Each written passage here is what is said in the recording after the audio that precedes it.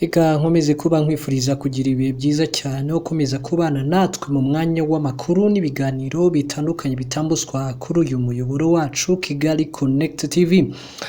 Imibare y'abanyarwanda basaba ibyangombwa visa byo kujya mu Bushinwa nyuma y'icyorezo cya COVID-19 imaze kugera kuri 70% ugereranyije nuko byari bihagaze mbere y'icyorezo. Ibi ni byatangajwe na ambasaderi w'u Rwanda mu Bushinwa yitwa Wang Xiuken mu kiganiro yagiranye n'itangazamakuru kuri iki cyumweru ubwo yagarukaga ku mubano w'igihugu cye n'u Rwanda mu byiciro bitandukanye nuko izahuka rya bimwe mu bikorwa rihagaze nyuma ya COVID-19. Ambasaderi Wang yavuze ko hari ibikorwa byinshi byagiye bikorwa hagati y'ibihugu byombi mu gushimangira uwo mubano. Nko mu bijyanye n'uburezi yavuze ko hari ubufatanye hagati ya kaminuza zo mu Bushinwa n'izo mu Rwanda. Mu bijyanye no gukora ubushakashatsi hari ikigo cy'ubushakashatsi cya Sino-Africa Joint Research Center cyashyizwe mu Rwanda. Abanyarwanda benshi bajya kwiga mu Bushinwa ndetse hari abarimu b'Abanyarwanda bigisha Ikinyarwanda muri iki gihugu cy'Ubushinwa. Mu bijyanye n'ubuzima, ambasaderi Wang yavuze ko hari itsinda ry'abaganga bo mu Bushinwa bamaze imyaka isaga 40 bakorera mu Rwanda. Hari kandi n'ibitaro bya Masaka biri kubakwa binyuze muri ubu bufatanye bizaba bimwe mu by'icyitegererezo mu Rwanda. Uretse ibyo kandi ambasaderi Wang yagaragaje ko n'Ubushinwa bwungukira byinshi muri uyu mubano kuko mu mwaka ushize by'u Rwanda rwohereza mu Bushinwa byiganjemo ikawa, icyayi n'urusenda byageze ku gaciro ka miliyoni 131 z'amadolari y'Amerika. Ambasaderi Wang avuga ko ikindi cy'ingenzi ari uko u Rwanda rwabaye icyambu gifasha sosiyete nyinshi zo mu Bushinwa kwinjira ku isoko ry'ibindi bihugu byo muri Afurika y'Iburasirazuba na Afurika muri rusange. Ubu bufatanye bw'ibihugu byombi mu byiciro bitandukanye, ambasaderi w'Ubushinwa yashimangiye ko ari ibihamya bifatika ko umubano w'Ubushinwa n'u Rwanda ari ingenzi ku iterambere ry'ibihugu byombi. Twerekeza mu yandi makuru atandukanye yakomeje kugenda agarukaho cyane mu masaha yashize. Ikigo cy'Uburayi gishinzwe gukumira no kwita ku ndwara z'ibyorezo ECDS cyatangaje ko indwara zandurira mu mibonano mpuzabitsina zirimo imitezi na mburugu zikomeje kwiyongera, kigahamagarira ibihugu gufata ingamba zo kuzirinda. Raporo ECDC igaragaza ko mu mwaka wa 2022 abarwaye imitezi bo mu bihugu 27 iki kigo gikoreramo bari 70,881 bangana na 48%, bavuye ku 46,728 mu mwaka wari wabanje. Ni mu gihe kandi abarwaye imburugu ari 35,391 bangana na 34%. Ni mu gihe kandi abarwaye uburagaza cyangwa se indwara izwi nka chlamydia ari 216,116. Umuyobozi mukuru wa ECDC Andrea Amon yatangaje ko nubwo iyi mibare ishobora kugaragara nk'aho ari mike ariko itenyeke kuko nanone itarimo y'abantu baba hanze bandi babanze kwigaragaza. Ni mu gihe kandi atanga inama y'uko abananiwe kwifata bakora imibonano mpuzabitsina bakoresheje agakingirizo ndetse bikinjizwa mu biganiro kuko byaba inzira yo kugabanya abandura izi ndwara. Ni mu bihugu byinshi byo ku mugabane w'Uburayi ngibyo ibiri kuhavugwa.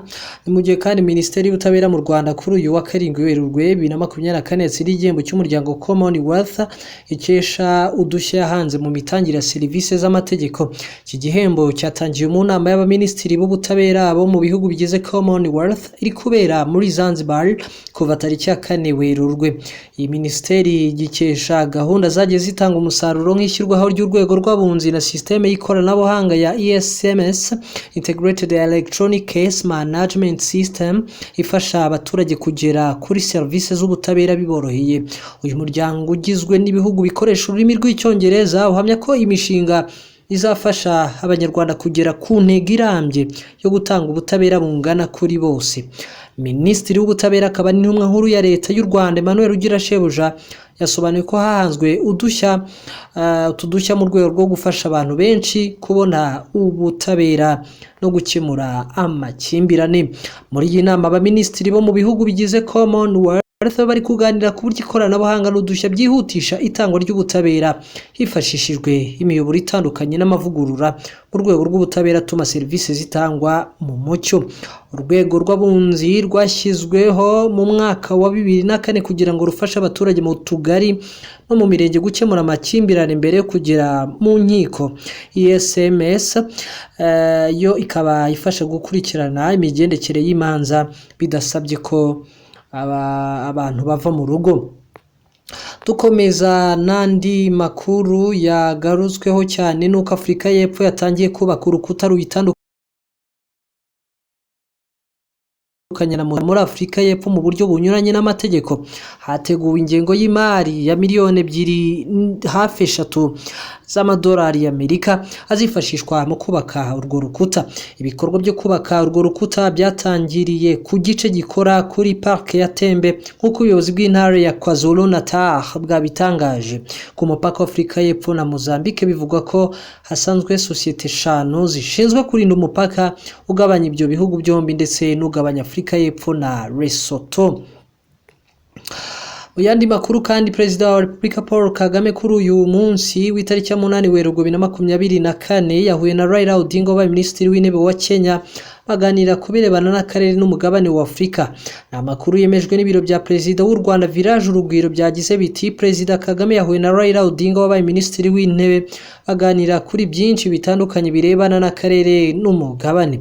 Odinga aherutse gutangaza ko ashaka kwiyamamariza umwanya wa Perezida wa Komisiyo y'Umuryango wa Afurika yunze ubumwe agasimbura Musa Faki Mahama uzava muri uwo mwanya muri 2025 kugira ngo azawegukane. Yafashe icyemezo cyo kwiyegereza Perezida William Ruto basanzwe badacana uwaka kugira ngo ashyigikire kandidatire ye. Byashimangiwe no guhurira kwabo muri Uganda tariki ya 26 Werurwe 2024. Perezida Ruto tariki ya 5 Werurwe 2024 yatangaje ko yemeranyije na Odinga ko Kenya izashyigikira kandidatire ye kimwe n'ibindi bihugu bigize umuryango wa Afurika y'Iburasirazuba East African Community. Komisiyo ya African Union n'urwego rushinzwe ibikorwa byose by'uyu muryango birimo kuhagararira no guharanira inyungu zawo, guhuza inzego zawo no kuziha ubufasha no gucunga ingengo y'imari yawo n'ibikoresho byawo, rufite icyicaro i Addis Abeba muri Ethiopia. Reka tugana ku musozo w'amakuru yacu yo kuri uyu munsi twerekeze muri Leta Zunze Ubumwe za Amerika aho Joe Biden yibasiye Donald Trump bashobora kuzahangana mu matora ataha. Perezida wa Leta Zunze Ubumwe za Amerika Joe Biden yibasiye Donald Trump bashobora kuzahangana mu matora ataha ategerejwe mu Gushyingo uyu mwaka ubwo yagezaga ku nteko ishinga amategeko ijambo rigaragaza uko igihugu gihagaze kuri uyu wa kane. Nubwo atengo amuvutse kuri Trump agira ati nka perezida wona simbuye yananiwe kuzuza inshingano z'ibanze yagombaga abaturage ba Amerika, inshingano zo kubitaho. Ntekereza ko ibyo bitakwibagirana.